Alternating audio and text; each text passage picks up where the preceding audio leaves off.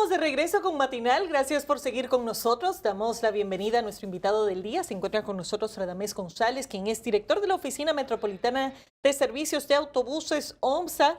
Bienvenido, qué bueno tenerle nuevamente por aquí. A propósito de que la última vez que nos visitó, el panorama se veía bastante sombrío. Un placer tenerle con nosotros. Muchas gracias, Laura, don Percio, Caminero. ¿Qué hay? Gracias por darme esta oportunidad de compartir con usted y con todo el público televidente. Bueno, ya tú tienes... ¿Está más claro el panorama? Está más claro. Debe estar más claro. Mucho más claro, ciertamente. Nosotros llegamos a una institución de verdad que tenía muchas dificultades. Gracias a la labor de un equipo técnico que tenemos, logramos en estos primeros 100 días, hemos hecho un resumen de los primeros 100 días. Al momento de nosotros llegar, apenas teníamos 132 autobuses en funcionamiento. Hoy, al 26 del mes pasado, que fue el corte que hicimos, estábamos en 360 autobuses.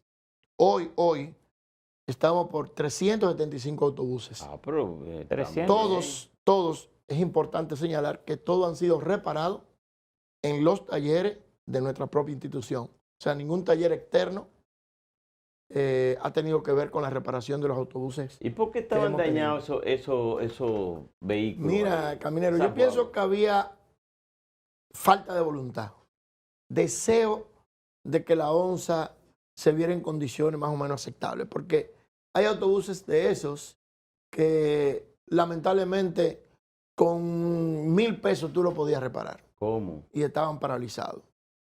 Nosotros llegamos, nuestra meta es que de la cantidad de autobuses que tiene la ONSA, que son unos 676, hay muchos de ellos que es imposible su reparación. Sin embargo, nosotros pretendemos que para el mes de enero poder estar rondando. ¿Imposible por qué? Sí, porque ya se han convertido en chatarra y no se han descargado. Pero, Entonces, pero un autobús que, digamos, tienes dos partes, lo que es la parte del sistema mecánico, motor y esas cosas, y luego el caparazón, ¿qué hacemos contra un caparazón que lo hagamos inservible, verdad? bueno, entramos a batazos, No, ya eso hay que descargarlo a bienes nacionales. Pero, por ejemplo, está el caso, hace unos días, lamentablemente falleció un chofer por un choque. La guagua prácticamente quedó inservible. Entonces, cuando aún está en la matrícula de los autobuses de la ONSA, ya ese vehículo no está en condiciones de repararse. ¿Tiene seguro?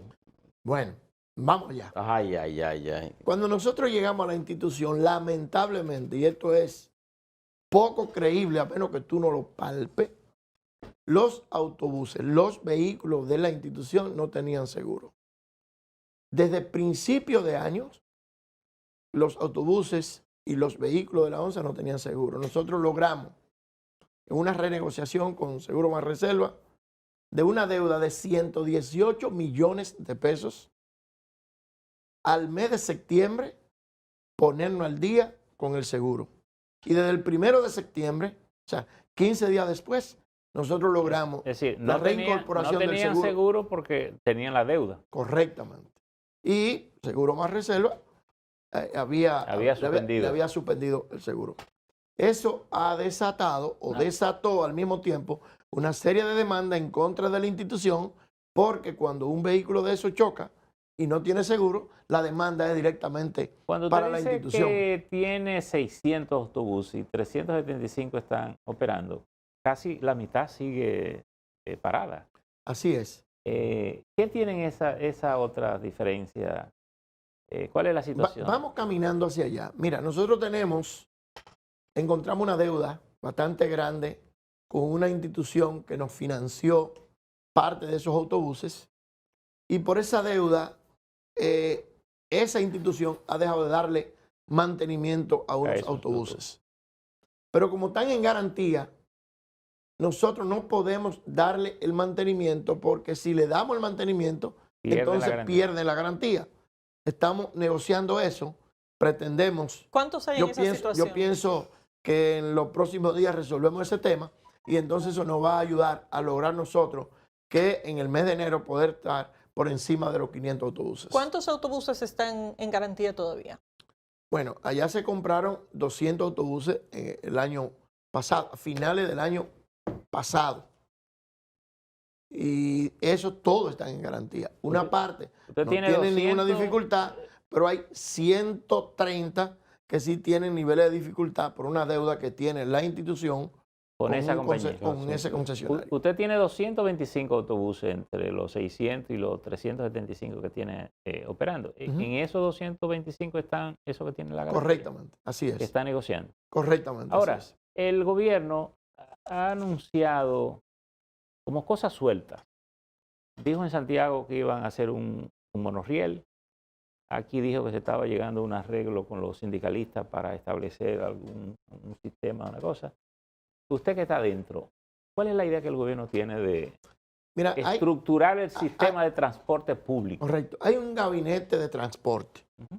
del que nosotros somos parte, que lo dirige el ministro de la Presidencia.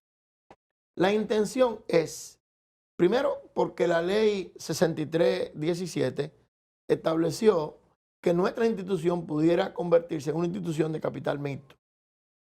Para lograr eso, nosotros tenemos que tener la ONCE en condiciones de que cualquier persona que quiera invertir en la institución se sienta atraído. O sea, Por eso nosotros- privatizar parcialmente la ONSA. Déjame decirte. Hacer una Por compañía, ejemplo, hacer como una compañía, que opere como una correctamente. compañía. El Banco de Reserva, por ejemplo. El Banco de Reserva, todo el mundo sabe que es del Estado. Ahora, su funcionamiento es como si fuera una empresa privada. No es Hacia allá. como si fuera, es una empresa. Lo que pasa es que el dueño es el Estado. Correctamente. Hacia allá es que debemos nosotros emigrar. De hecho, el decreto nuestro establece que nosotros somos los responsables de hacer ese tránsito. Ahora, ¿por qué la Ahora ONSA bien. no puede operar como el Banco de Reserva? No, es que hacia allá que vamos. Sí, pero, ¿Por qué no podía operar? No podía operar. pero para eso hay que asociarse a lo mejor a un sector privado. Pero Lo que- asociarse o venderle la No. ONSA al sector privado. No necesariamente venderse. Pudiera ser asociado. Pudiera mantenerse siendo totalmente del Estado, pero cambiar el mecanismo que utiliza hasta el día de hoy la ONSA. Y paso a Lo que explicar. pasa es que ninguna empresa va a poner dinero en una institución si no la opera. No, pero que tú puedes tener administración pública con un consejo en el que las decisiones no las tome el director, sino que las tome el consejo. O sea, hay muchos mecanismos. Ahora, lo primero que hay que lograr para eso es poner la institución en condiciones de operar sin tanto déficit como sucede en el día de hoy. O sea que yo tengo de repente 300 millones de pesos. Y yo digo, voy a comprar 300 guaguas, 500 guaguas y me unifico con la ONSA para poner a operar como ONSA eso con mi dinero operando. así no. O que Si yo tú sea- tienes los no. 300 millones, tú lo compras en acciones a En ONSA. acción en la institución. Pero además, recuerden que la propia ley que yo he dicho ONSA antes, compra las guaguas. la propia ley que yo he dicho Con antes, tu Pero dinero. eso no suena a buen negocio, ¿no? No sé.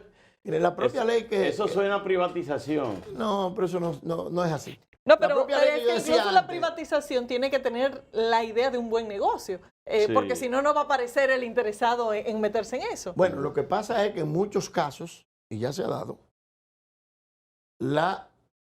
quienes dirigen la institución la colocan en una posición de descalabro para que si quiere venir alguien a invertir, entonces tenga el piso.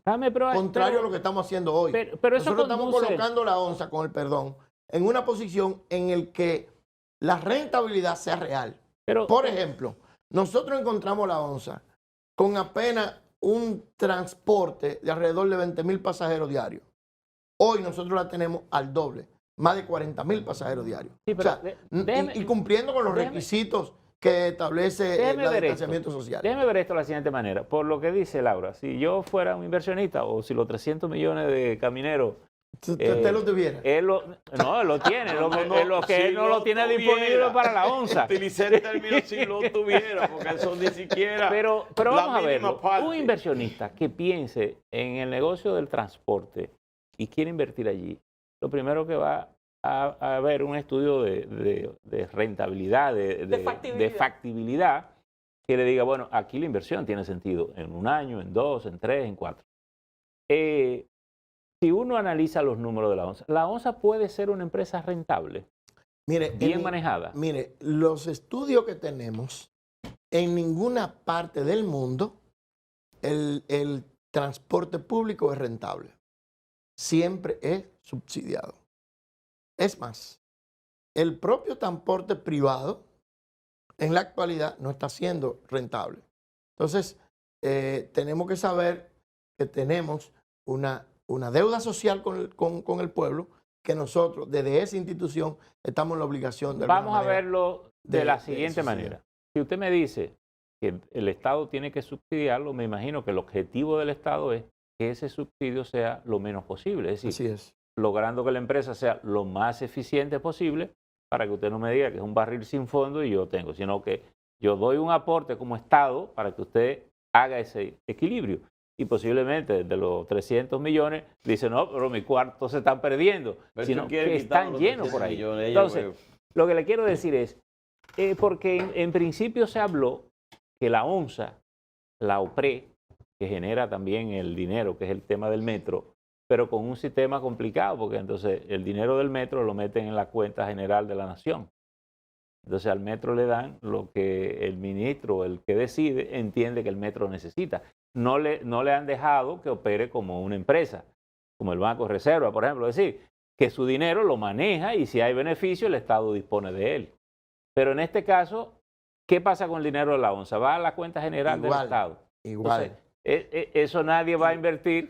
Yo no voy a invertir, Caminero no va a invertir sus 300 millones para que el dinero que se produzca... Es que eso debe cambiar. Claro. O sea, parte de los cambios... Si es una empresa... Debe ser. Hay que desvincular la cuenta general de la nación. Lo que pasa es que la inversión del gobierno en el metro o en la ONSA, hasta el día de hoy, es decir, que el dinero de la ONSA está en el billón, qué sé yo, cuántos mil de presupuesto de este año. Correctamente. Pero es que en adición ahí hay otro tema. La experiencia del Estado teniendo en manos privadas empresas que reciben un subsidio del Estado no ha sido buena. De hecho, lo han recogido en el sector eléctrico precisamente porque son conceptos incompatibles. Tú no puedes tener en manos de una empresa privada que no logra rentabilidad y entonces premiar la no rentabilidad con un subsidio. ¿Tú sabes de cuánto era el subsidio del sistema energético cuando se privatizó?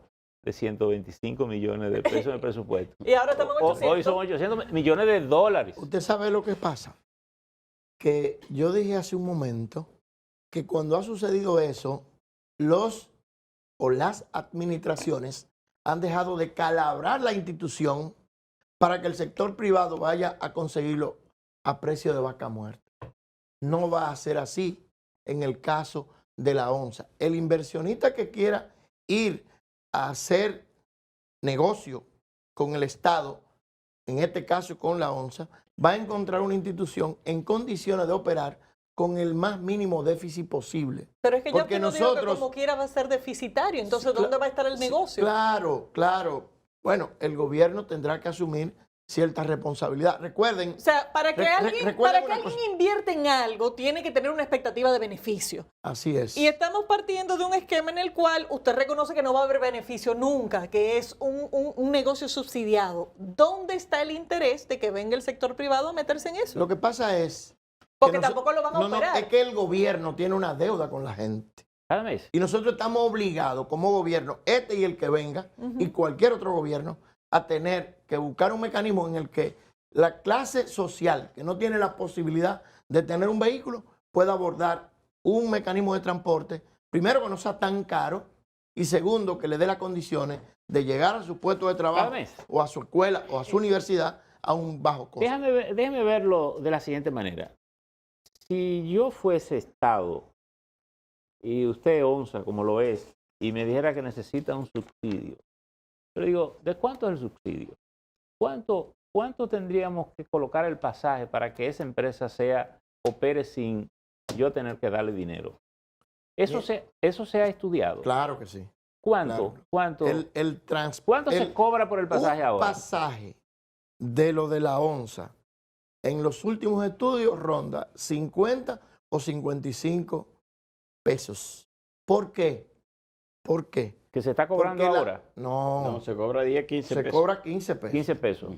¿Por qué? O sea, ese sería el costo real. El costo real. ¿Por qué? Porque la ruta de la onza, que es algo que lamentablemente existe y que es muy difícil tú desmontarlo, son corredores demasiado largos. Tú, por ejemplo, abordas un autobús en la carretera Duarte, prolongación 27 de febrero con carretera Duarte, y te lleva al hipódromo. Allá en Santo Domingo Eso es demasiado largo. Por lo mismo Entonces, 15 en pesos. ese tránsito hay un espacio en el que la guagua prácticamente va vacía, porque hay un punto céntrico de la ciudad que es prácticamente donde la mayoría de los pasajeros se va quedan, desmontando. sí, Me explico. Si tú tomas un autobús en el hipódromo y va hacia la onza, hacia la caoba, la mayoría de la gente que se desmonta en la Duarte, y lo más lejos que llega es a la Tiradentes. Pero eso no Es muy implicaría- difícil que aparezca un pasajero que llegue del hipódromo. Pero eso no por ejemplo, a Pintura. eso no implicaría primero un rediseño de rutas. Es decir, Reducir y porque cambiar ¿por qué la tengo ruta? yo que mandar un autobús que vaya vacío Hacia allá, a 10, hacia 20 allá- kilómetros más hacia allá? allá vamos. Parte de los trabajos que está haciendo el Gabinete de Transporte es precisamente eso, que fue una de las primeras preguntas que ustedes hicieron. ¿Qué estamos haciendo o qué se está haciendo para lograr un transporte eficiente?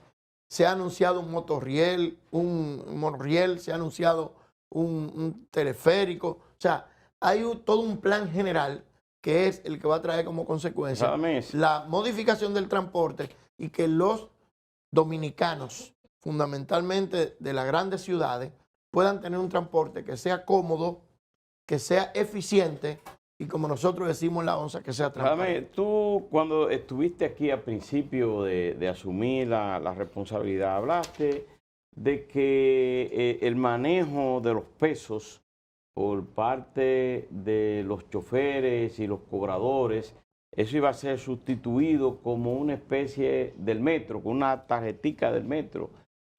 ¿Cómo ha estado ese proceso de cambio? Si ya tú lo tienes planificado, si todavía no se ha puesto en ejecución, o qué ha pasado.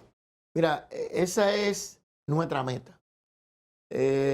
Lamentablemente, en la anterior gestión se dejó un contrato amarrado en el que se paga una especie de peaje sombra por una cantidad de autobuses que tienen el dispositivo para cobro con tarjeta. No se ha hecho la promoción porque no se hizo de la manera más correcta. Y entonces la onza está pagando una cantidad de dinero por algo que prácticamente no se está usando.